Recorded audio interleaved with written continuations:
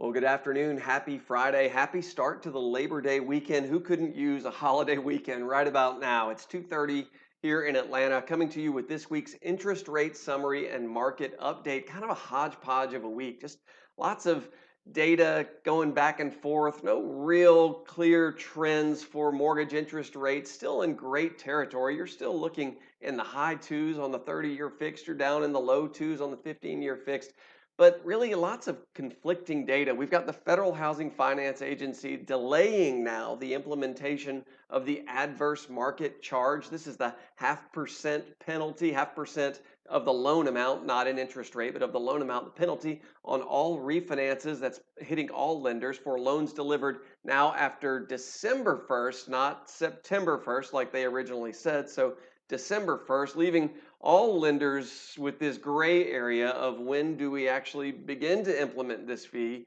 or when do we not. So really still kind of an interesting move by the Federal Housing Finance Agency to declare an adverse market, but only for refinances and for loans delivered after December the 1st. So that's created some turmoil, some unrest, some disparity in pricing over this past week. We've also seen the stock market with these huge sell-offs over the past couple of days. Typically, when stocks sell off, we see mortgage-backed securities improve, which means interest rates improve. Not really the case, though, over the past couple of days. Matter of fact, let's take a quick look here at the mortgage-backed securities chart, and you can see over the past two days here, mortgage-backed securities have actually been selling off, meaning interest rates are headed slightly higher. This is happening at the same time that the stock market is selling off. Here, we're looking at CNBC here. We're about 300 points down on the Dow, a little bit down, or about 240 points down on the Nasdaq. So mortgage-backed securities and stocks simultaneously dropping in value.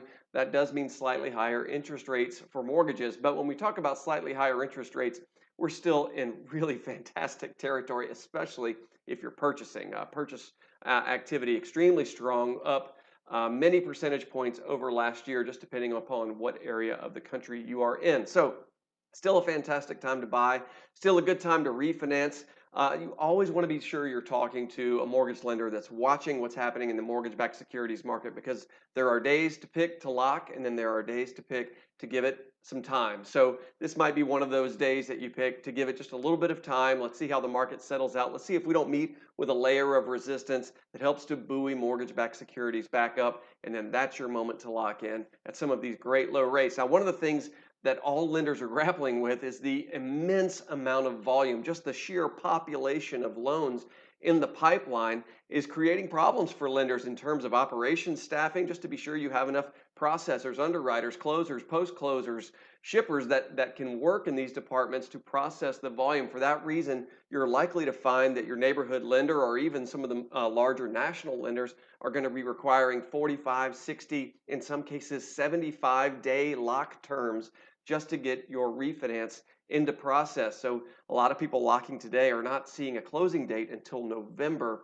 That's how backed up lenders are, but that's how good interest rates are. So you sort of have one with the other, and on we go. It's a situation that'll be worth monitoring as the month unfolds. If I can be of any service to you this weekend, please don't hesitate to reach out. Mark.Milam at northpoint.com, 404 395 1102. Thanks.